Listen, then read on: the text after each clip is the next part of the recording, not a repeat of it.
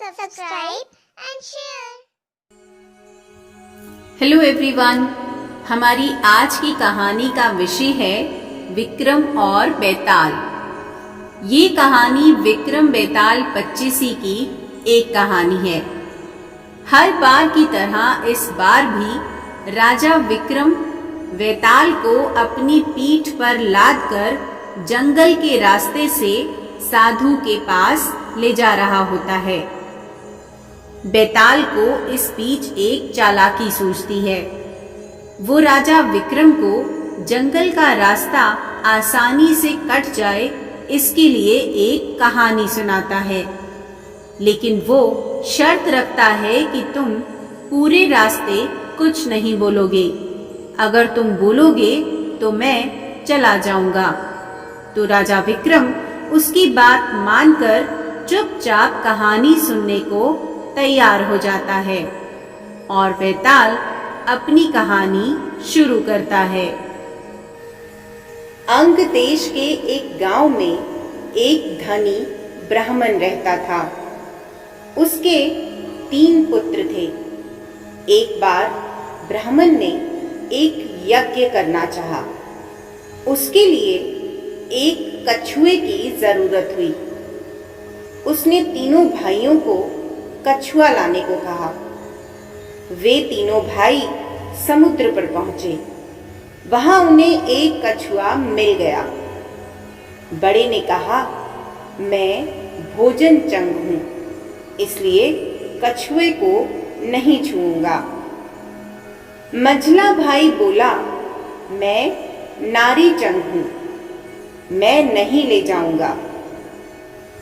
उसके बाद सबसे छोटा बोला, मैं शया चंग हूं, सो मैं भी नहीं ले जाऊंगा। वे तीनों इस बहस में पड़ गए कि उनमें कौन बढ़कर है। जब वे आपस में इसका फैसला न कर सके तो राजा के पास पहुंचे। राजा ने कहा, आप लोग थोड़ा रुके, मैं तीनों की अलग अलग जांच करूंगा। इसके बाद राजा ने बढ़िया सा भोजन तैयार करवाया और तीनों खाने बैठे। सबसे बड़े ने कहा, मैं खाना नहीं खाऊंगा, इसमें मुर्दे की गंध आती है। वह उठकर चला गया। राजा ने पता लगाया तो मालूम हुआ कि वह भोजन शमशान के पास के खेत का बना था। राजा ने कहा, तुम सचमुच भोजन चंग हो, तुम्हें भोजन की बहुत अच्छी पहचान है। रात के समय राजा ने एक सुंदर स्त्री को मझले भाई के पास भेजा। ज्यों ही वह वहां पहुंची कि मझले भाई ने कहा, इसे हटाओ यहां से, इसके शरीर से बकरी के दूध की गंध आती है।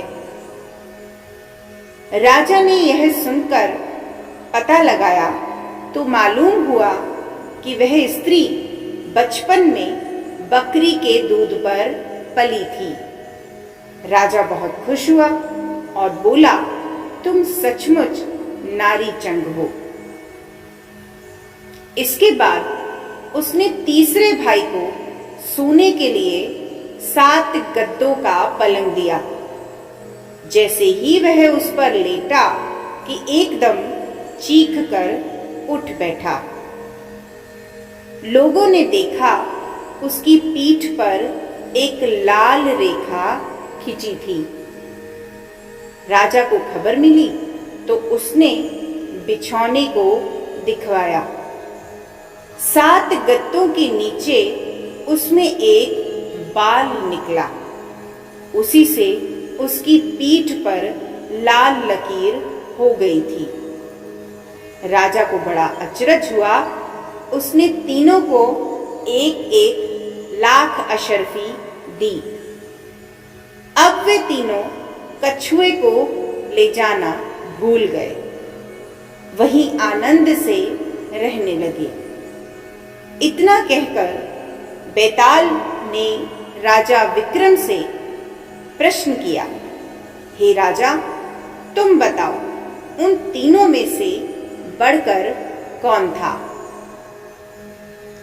राजा विक्रम ने कहा, मेरे विचार से सबसे बढ़कर शयाचंड था, क्योंकि उसकी पीठ पर बाल का निशान दिखाई दिया और ढूंढने पर बिस्तर में बाल पाया भी गया। बाकी दो के बारे में तो यह कहा जा सकता है कि उन्होंने किसी से पूछकर इस बारे में जान लिया होगा। इतना सुनते ही बेताल फिर पेड़ पर जा लटका और राजा विक्रम लौट कर गया और उसे फिर से पकड़ने की चेष्टा करने लगा। अब हम सुनते हैं बेताल विक्रम की अगली कहानी। जब राजा विक्रम ने बेताल को पकड़कर फिर से अपनी पीठ पर लादा और बेताल ने बड़ी ही चालाकी से रास्ता काटने के बहाने राजा विक्रम को अगली कहानी सुनानी शुरू की। चम्मापुर नाम का एक नगर था, जिसमें चंपकेश्वर नाम का राजा राज करता था। उसकी सुलोचना नाम की एक रानी थी और त्रिभुवन सुंदरी नाम की लड़की। राजकुमारी यथा नाम तथा गुण थी। जब वह बड़ी हुई तो उसका रूप और निखर गया। राजा और रानी को उसके विवाह की चिंता हुई।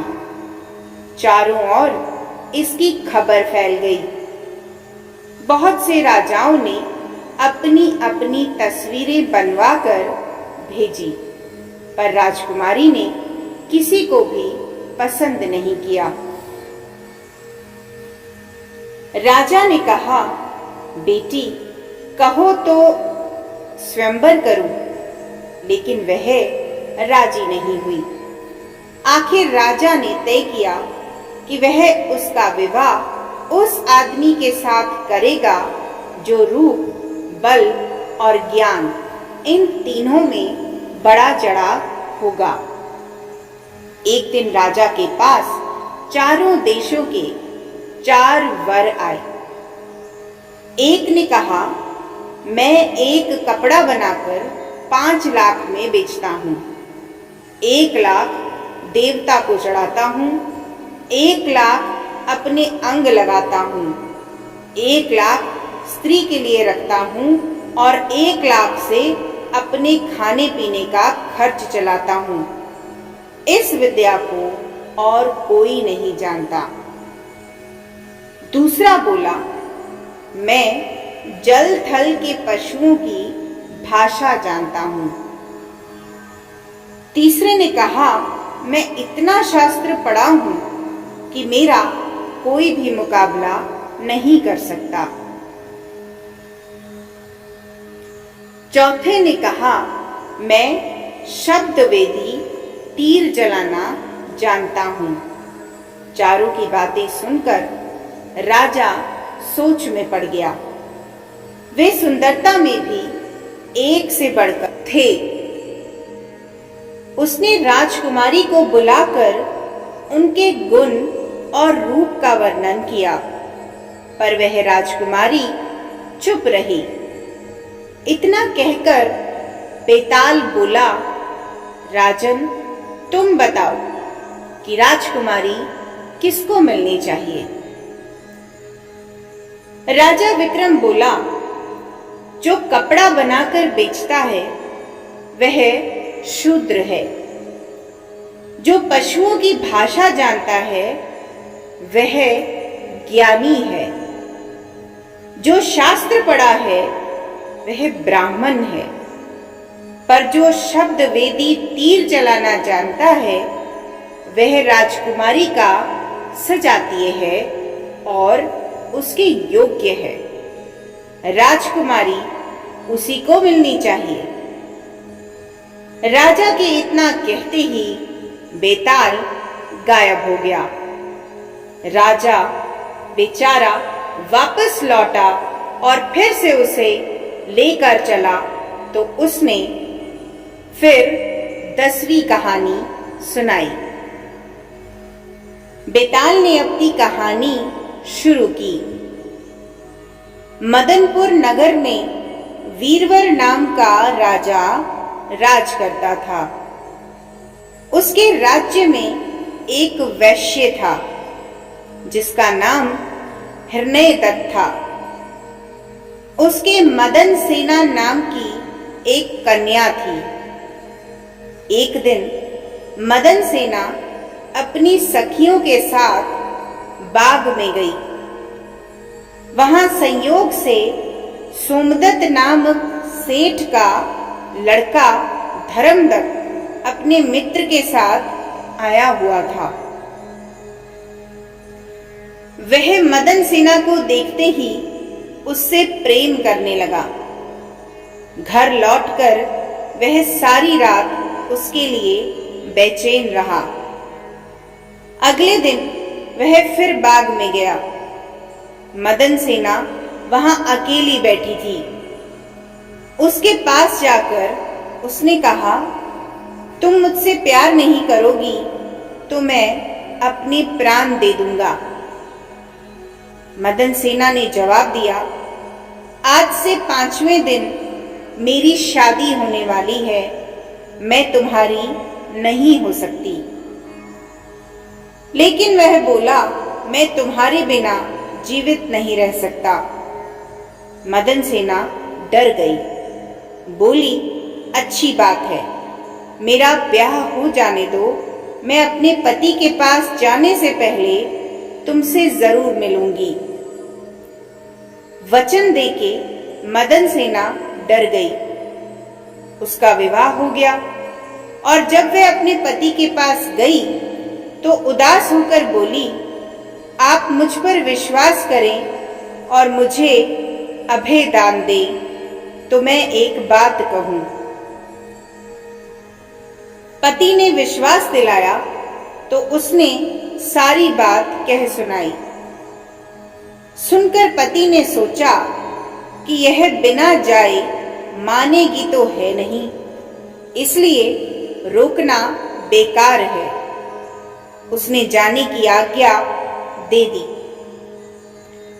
मदन सेना अच्छे अच्छे कपड़े और गहने पहनकर चली गई।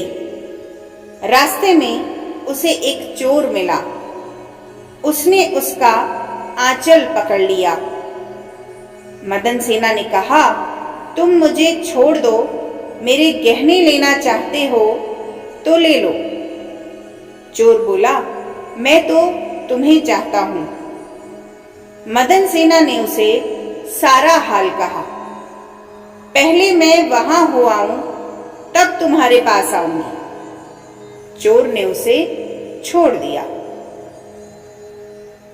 मदन सेना धर्मदत्त के पास पहुंची। उसे देखकर वह बड़ा खुश हुआ और उसने पूछा, तुम अपने पति से बचकर कैसे आई हो? मदन सेना ने सारी बात सच सच कह दी। धर्मदत्त पर उसका बड़ा गहरा असर हुआ। उसने उसे छोड़ दिया। फिर वह चोर के पास आई। चोर भी सब कुछ जानकर बड़ा प्रभावित हुआ और वह उसे घर पर छोड़ गया। इस प्रकार मदन सेना सबसे बचकर अपने पति के पास वापस आ गई।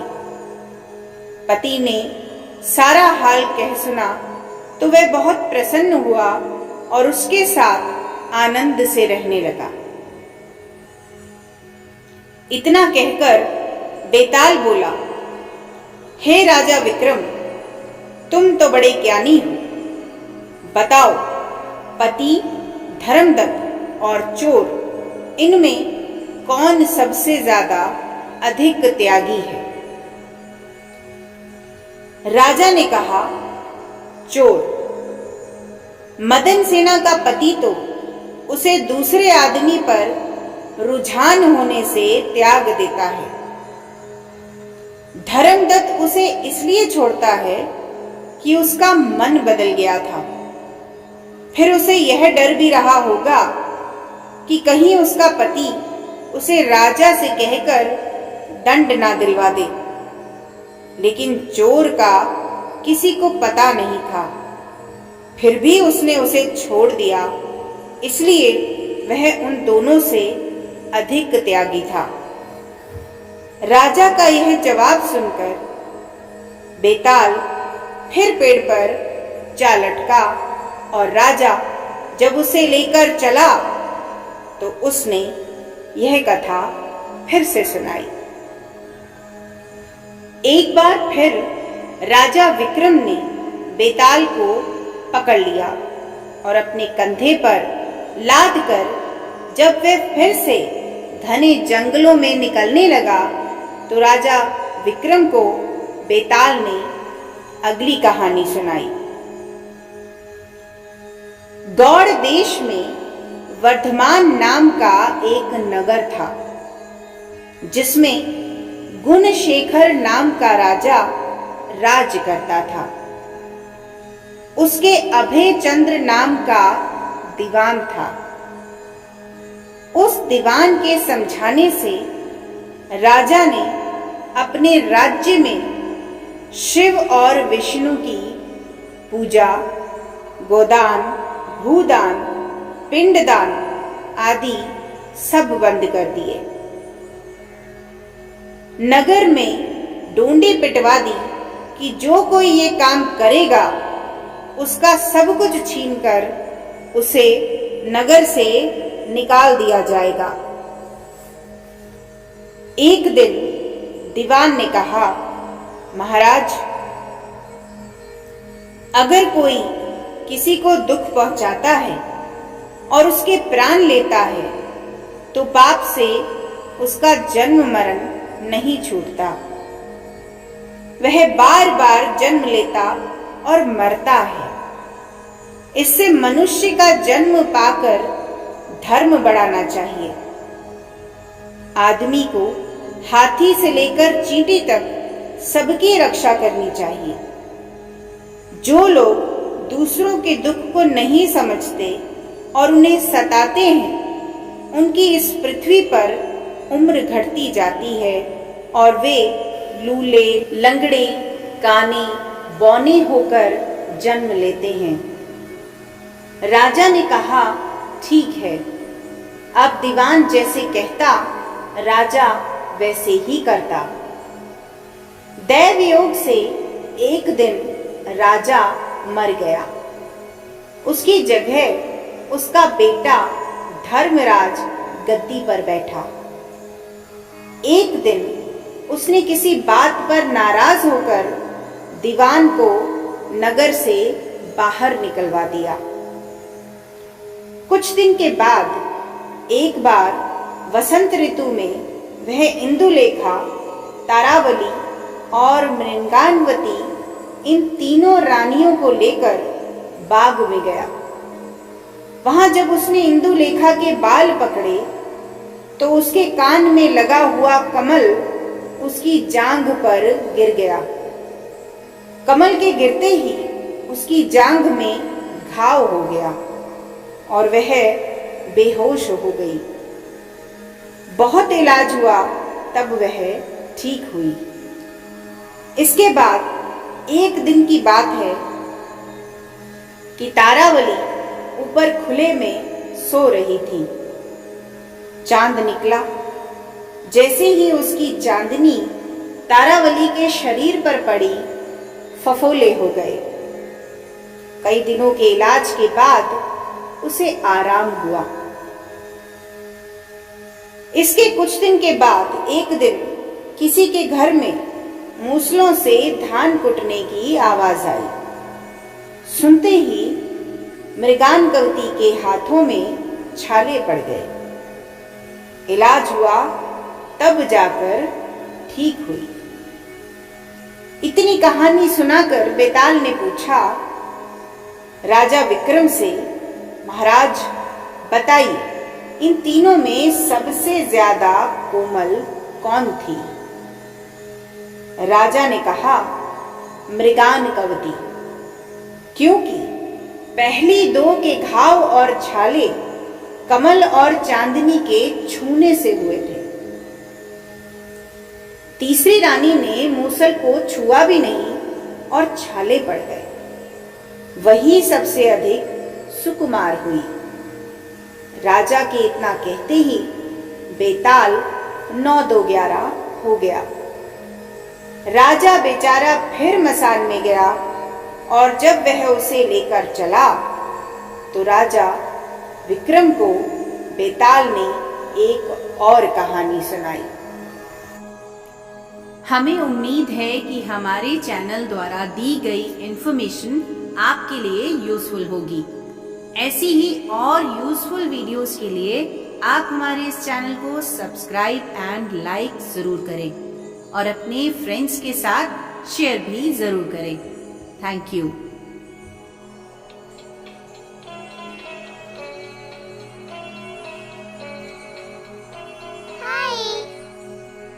Welcome to Idyllic Daily Life.